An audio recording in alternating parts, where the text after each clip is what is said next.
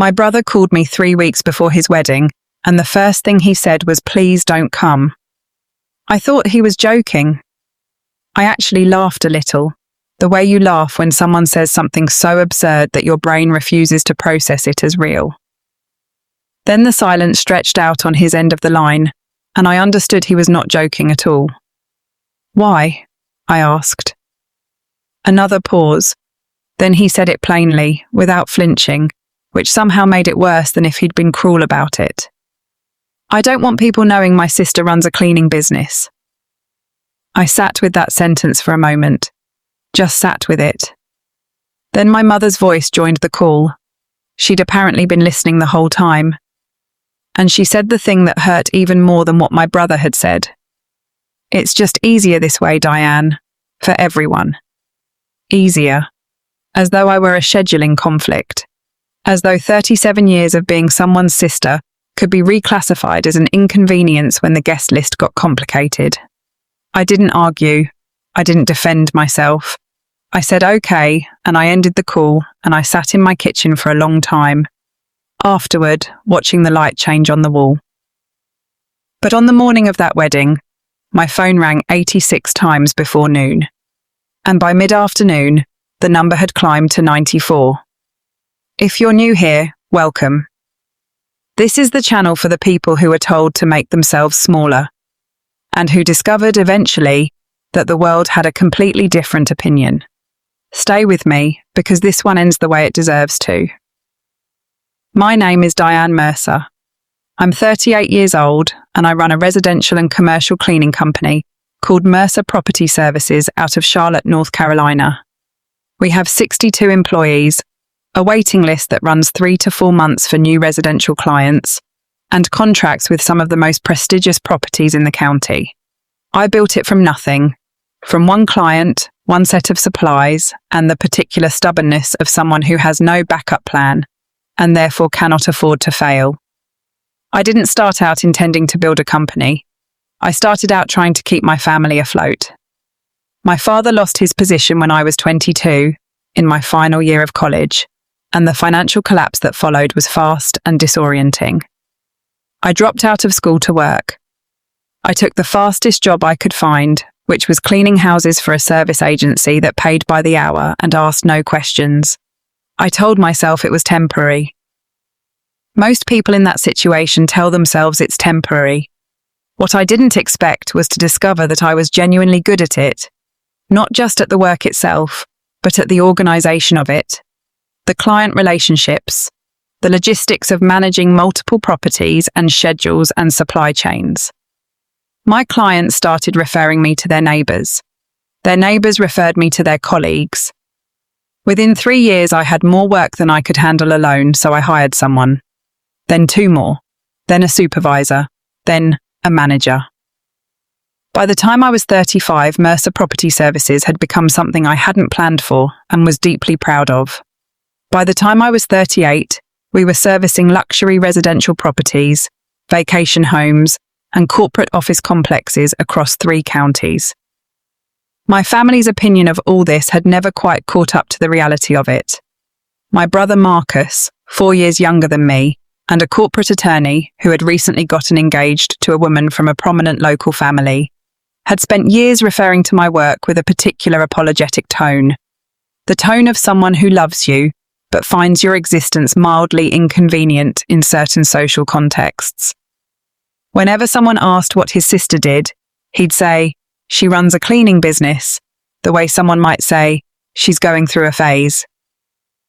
His wedding was scheduled at an upscale venue outside the city, with a guest list composed largely of attorneys, investors, and executives from his fiancée's network.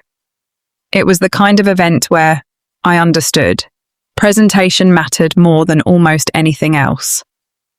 And I was, apparently, the wrong presentation. So I said okay, and I stayed home. On the morning of the wedding, I sat in my kitchen with coffee and tried to focus on quarterly reports. I was fine. Or I was performing fine with enough commitment that I could almost believe it. The house was quiet. My phone was face down on the table. I told myself that people who exclude you from things have given you a very clear map of where you stand, and the only dignified response is to believe them and act accordingly. Then my phone buzzed. Then again. Then 3 times in a row. I flipped it over. Marcus. I let it go to voicemail. Then my mother called. Then a cousin I hadn't spoken to in 2 years. I set the phone face down again and went back to my reports. By noon, I had 41 missed calls. By 2 in the afternoon, 73. I sat looking at the screen with a feeling I couldn't quite name, somewhere between curiosity and the particular calm of someone who has already processed the worst outcome and found that they survived it. Whatever was happening at that wedding was not my emergency. I had been clearly and explicitly uninvited. I was not going to rush toward a situation that had, 3 weeks earlier, decided I was a problem to be managed. Then a name appeared that I hadn't expected. Carol Watkins, a family friend who had known me since I was 11 years old, who had sent me a card when I hired my first employee, who had never once made me feel like anything other than someone worth knowing. I answered. Diane. Her voice had that breathless, half-laughing quality of someone who has just watched something unexpected happen and isn't quite sure how to describe it. Please tell me you've seen your phone. I've seen it, I said. I haven't answered it. I know. I understand why. A pause. But you're going to want to hear what's been happening, she told me. Somewhere during the cocktail hour, a conversation at one of the tables had turned to local businesses. The kind of meandering, name-dropping conversation that happens at events full of people who know the same people. Someone had mentioned a property management company they used. Someone else had mentioned their cleaning service. A third person had said the name Mercer Property Services. And then, apparently, several things happened at once. The investor seated at that table owned 4 luxury properties in the metro area. 2 of them were on our client list. He hadn't just heard of my company. He had been trying to add a 3rd property to our service contract for 6 months and was currently on the waiting list. He described us, according to Carol, as the most professionally run residential service operation in the region. A real estate developer at the adjacent table recognized the name too. He'd recommended us to clients. A hotel owner who was there as a family friend of the bride's parents mentioned that we'd handled a major property refresh project for him the previous year, and that the experience had been, his words, one of the most seamless vendor relationships he'd had in 20 years of business. The conversation spread the way conversations do at events where everyone knows everyone, quickly, with additions, with enthusiasm, with the particular energy of people discovering shared knowledge. And the more it spread, the more the atmosphere in the room shifted, because eventually someone asked why Marcus's sister wasn't at the wedding, and nobody had a good answer. According to Carol, the room got quiet in the specific way that rooms get quiet when the thing everyone is thinking becomes the thing nobody is saying. My parents looked at Marcus. Marcus looked at the table. The silence did the rest. One investor, apparently, shook his head and said something Carol repeated to me word for word. Why would anyone be embarrassed by honest success? He wasn't asking rhetorically. He genuinely didn't understand. Neither in that moment did most of the room. The 94th call came from Marcus himself, late in the afternoon. I answered. We didn't speak immediately. I let the silence sit between us for a moment. Not to punish him, but because I didn't know what came next, and neither did he. I'm sorry, he said finally. I waited. I told myself I was managing the situation, he continued. I was embarrassed, and I made you pay for that, and I shouldn't have. Another pause. The thing is, I knew what you'd built. I just thought, I don't know what I thought. That it didn't count the same way. He stopped talking.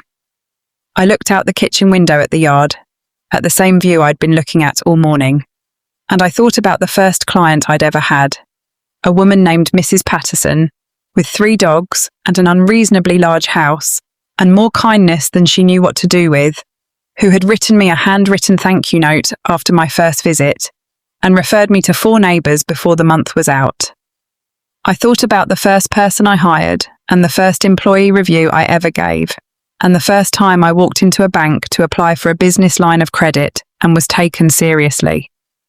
I thought about every moment that had led to a company with 62 people on payroll and a waiting list and a reputation that walked into a wedding reception before I did and said everything I'd never needed to say for myself. "I know it counts," I said. My brother was quiet for a moment. Then he said, "I know you know. I just wanted to say it out loud." My mother called that evening. My father called after her. The conversations were uncomfortable and honest, in the way that conversations between people who love each other and have been avoiding the truth for a long time tend to be. My mother said she had confused respectability with status for so long that she'd forgotten they weren't the same thing. My father said something I'll carry for a long time. "I measured wrong. I've been measuring wrong for years." Neither apology undid the morning I'd spent alone at my kitchen table. But they mattered. Not because I needed them to feel certain about who I was. I'd been certain about that for a while. They mattered because honesty, even when it's late, is still worth something. I think about that day sometimes, not with bitterness, but with a kind of clarity that's hard to come by any other way. My family saw cleaning. The people in that room saw leadership. My family saw a job they were embarrassed to mention. Other people saw a company they were proud to have found. The difference was never about what I did. It was about what they were willing to see.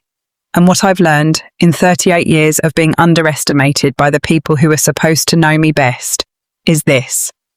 The way someone talks about your work tells you almost nothing about your work. It tells you almost everything about them. If someone in your life has made you feel like the thing you've built doesn't count the way it should, this one is for you. Drop a comment below, and if you stayed here until the very last word, you already know what to do.